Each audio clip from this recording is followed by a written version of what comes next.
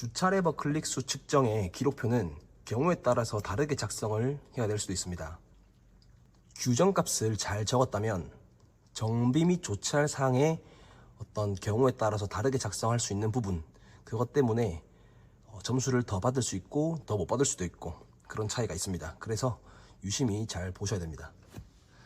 지금 해볼 것은 주차 레버 클릭 수 측정인데요. 측정은 보통 풋 사이드 브레이크 말고 이렇게 생긴 핸드 사이드 브레이크에서 측정을 많이 합니다. 주차 레버의 클릭 수라는 것은 이게 주차 레버죠. 이게 주차 레버인데 레버를 당길 때 딱딱딱 소리가 들리는 수를 보고 클릭 수라고 합니다. 네, 이게 클릭 수입니다. 다시 말해서 우리는 주차 레버를 당겨서 몇 번의 클릭 소리가 들리는지를 판단을 하는 것입니다. 그러면 레버를 당기는 힘에 따라서 클릭 수가 달라지는 거니까 어느 정도의 힘으로 당기는지도 알아야겠죠. 그리고 그 수치도 알아야 하기 때문에 이 항목은 이런 스프링 저울이 필요합니다. 스프링 저울. 이 스프링 저울 내부에는 말 그대로 스프링이 안에 들어가 있고요. 그 다음에 당기는 힘에 따라서 내가 얼만큼 당겼는지를 보여주는 표가 있습니다. 그래서 이 부분을, 이 갈고리를 당기면 이렇게 10kg를 당겼다, 20kg를 당겼다, 이렇게 확인할 수 있는 것이 스프링 저울입니다. 그래서 이 항목 같은 경우에는 감독관님이 규정값을 주시는 항목입니다. 그리고 추가로 감독관님이 규정값을 주시는 항목과 그렇지 않은 즉 외워야 하는 항목들의 구분은 영상 끝부분에 제가 다른 영상을 하나 띄워 놓겠습니다. 정말 중요한 영상이니까 한번 보시길 바라겠습니다. 예를 들어서 감독관님이 7에서 8클릭 per 10kg 이라는 규정값을 주셨으면 스프링 저울을 보고서 10kg 만큼 당겼을 때 몇 번의 클릭 소리가 들리는지를 확인을 하라는 거겠죠. 네, 측정을 해볼 건데 그 전에 주차 레버는 이렇게 혹시나 올라가 있을 수도 있기 때문에 풀어서 가장 아래로 둡니다. 그리고 레버에 스프링 저울을 걸어서 편하게 들어 올리려면 이렇게 케이블 타이가 좀 필수인데요. 아마 시험 당일에는 케이블 타이가 묶여 있을 가능성이 높습니다. 그러면 우리는 감독관님이 주신 그 규정값의 힘만큼 당기면 되겠습니다. 바로 한번 측정을 해보겠습니다. 스프링 저울의 고리 부분을 걸어서 잡고 당겨 주시면 되겠습니다. 수직으로 당겨야겠죠? 네, 제가 딱 요만큼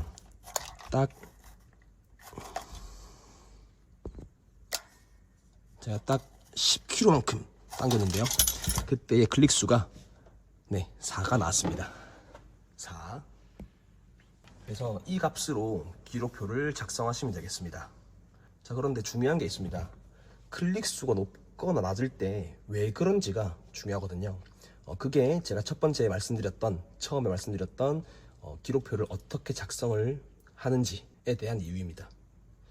그러면 왜 그런지 한번 살펴보러 가보겠습니다. 여러분들이 지금 보고 계신 것이 드럼 브레이크의 내부 구조입니다. 지금은 드럼은 탈거가 되어 있는 상태고요. 이게 플레이트가 있고 양쪽에 슈가 있고 그 다음에 휠 실린더가 있습니다. 주차 레버의 작동은 뒷바퀴 안에 이 드럼 브레이크에서부터 와이어가 쭉 이곳에 있는 레버까지 연결이 되어 있습니다. 주차 레버를 당기면 드럼 브레이크 내에 있는 이 레버가 당겨지면서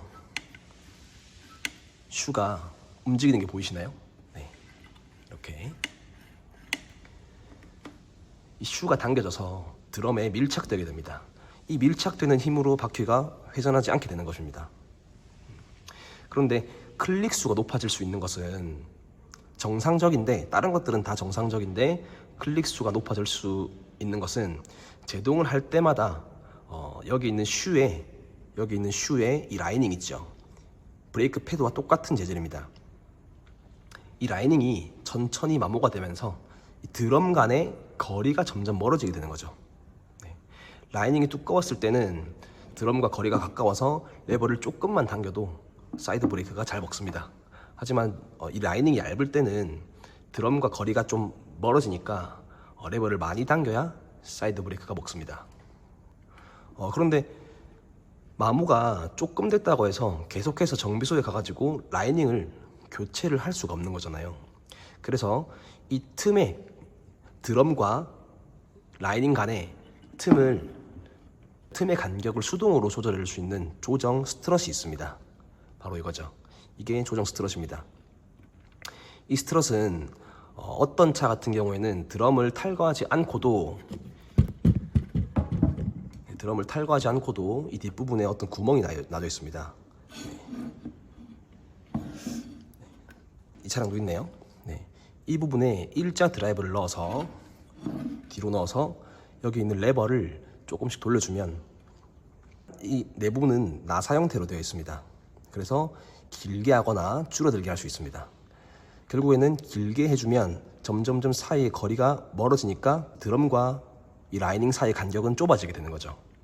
정리하자면 클릭 수가 늘어날 수 있는 첫 번째는 라이닝의 마모가 심하다는 것입니다. 두 번째는 주차 레버 내부에 있습니다. 네, 주차 레버 내부로 한번 가보겠습니다. 네, 여러분, 제가 센터 콘솔이 탈거가 되어 있는 차량 내부로 들어왔습니다. 여기 주차 레버가 있고요. 그 다음에 이 주차 레버와 연결되어 있는 와이어가 있습니다. 네, 이 와이어가 현재 뒷바퀴의 드럼과 연결이 되어 있습니다. 자, 그런데 와이어도 고정을 시켜주려면 볼트나 또는 너트가 필요합니다. 보이시나요? 현재 이 너트입니다. 시간이 지나다 보면 이 너트 또한 풀릴 수가 있습니다. 이게 풀려버리면 여기 있는 와이어의 장력은 점점점 늘어나게 되는 것이죠. 그래서 첫 번째로 뒷바퀴에 먼저 가서 라이닝에 마모가 있다는 것을 한번 확인해보고, 괜찮다면 센터 콘솔에 들어와서 주차 케이블 장력 조정 너트가 좀 느슨하게 풀려 있는지 한번 확인을 해 보시는 것이 좋습니다. 그래서 이 두 가지를 한번 확인해 봤는데요. 이 내용을 가지고 기록표 작성을 한번 하러 가도록 하겠습니다. 주차 레버 클릭수 기록표 작성 바로 해보겠습니다.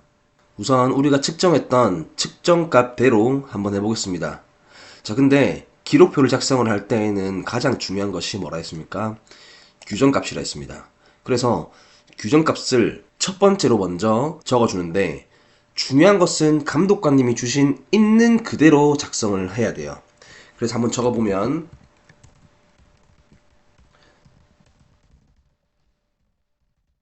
이렇게 감독관님이 주셨습니다. 근데 만약에 감독관님께서 이렇게 규정값을 주셨다면 있는 그대로 작성을 해야 되는데, 우리가 실수로라도 이런 식으로 킬로그램 폴스를 주셨는데 킬로그램을 적었으면 이 항목 자체는 0점이 처리가 됩니다. 이해되십니까?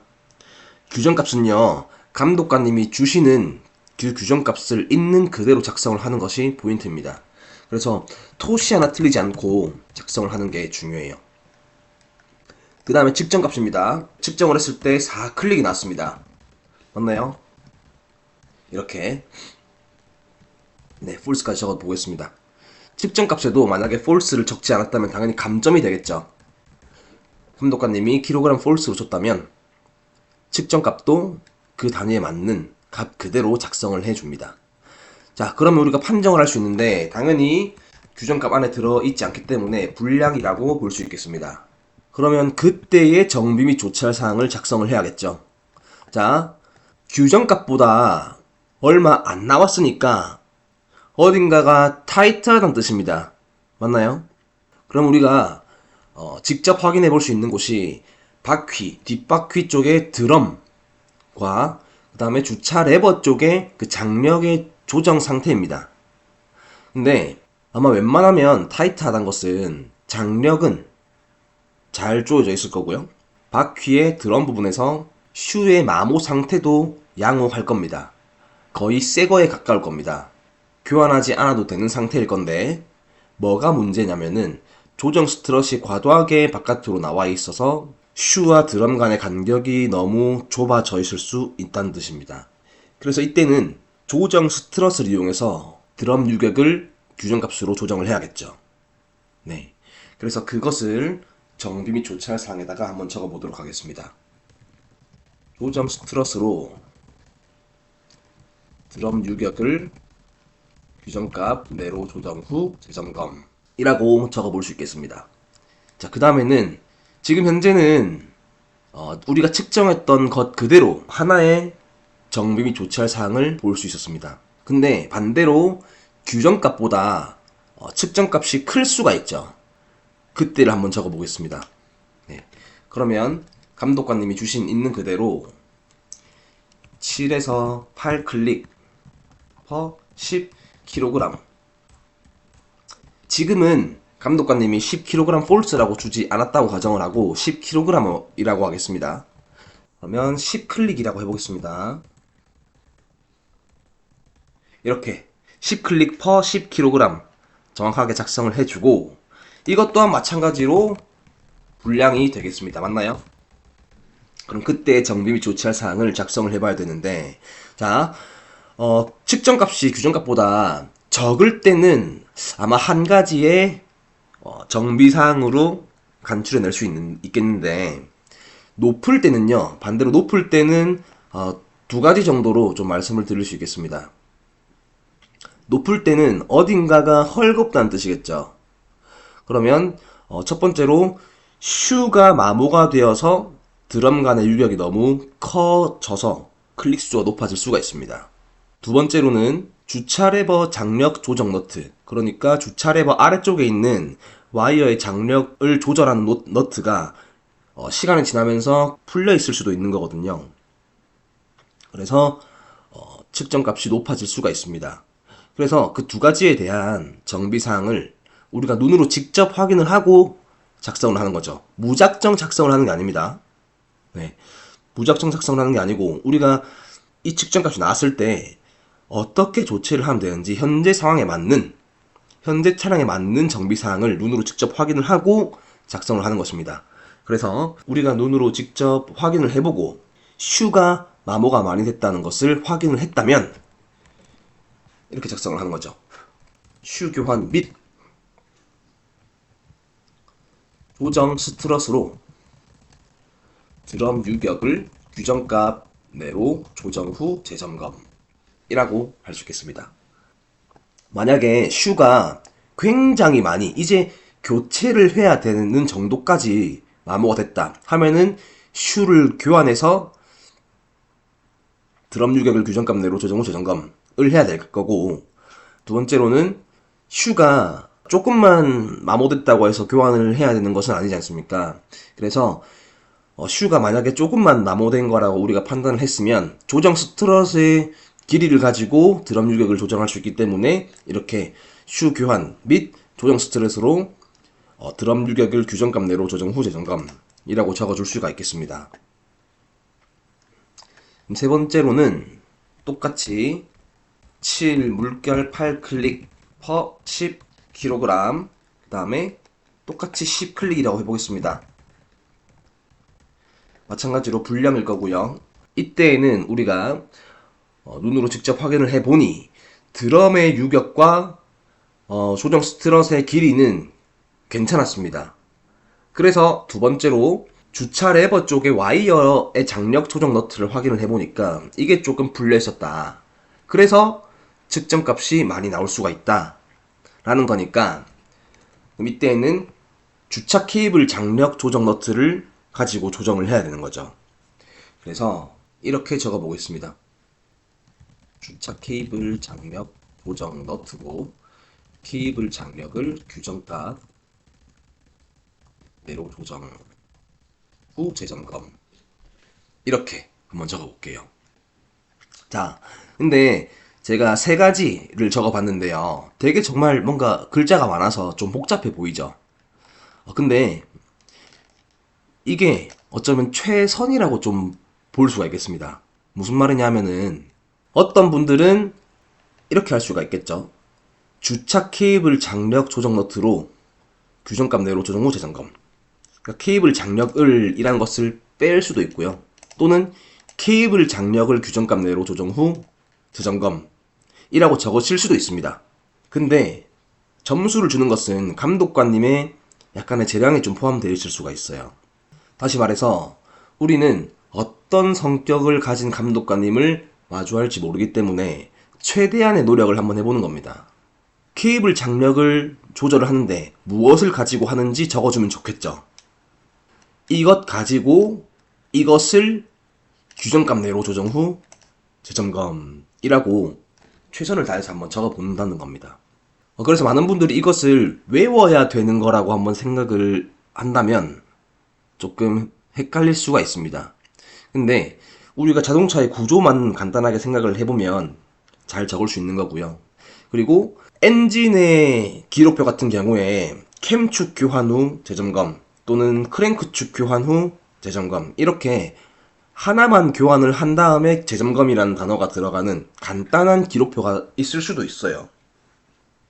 하지만 그것은 정말 그 하나만 교환을 해서 조치를 할 수가 있는 거고요. 이것은 여러 가지 경우의 수가 있기 때문에 또 그리고 어떤 예를 들어서 이렇게만 적으면 모호할 수가 있다는 겁니다. 그래서 가능한 최선을 다해서 적어준다면 감독관님도 좋은 점수를 주실 수 있지 않을까 하는 생각이 듭니다. 네. 그 다음 마지막으로 양호할 때를 한번 봐야겠는데요. 양호할 때 보겠습니다. 규정값을 있는 그대로 작성을 해주시고요. 그 다음에 8 클릭이라고 하겠습니다. 그러면은 양호죠. 양호입니다. 이때도 마찬가지로 어떤 분들은 그냥 없음이라고 적을 수도 있어요. 근데 뭐가 없는지 구체적으로 적어야 된다고 제가 늘 누누이 말씀을 드렸습니다.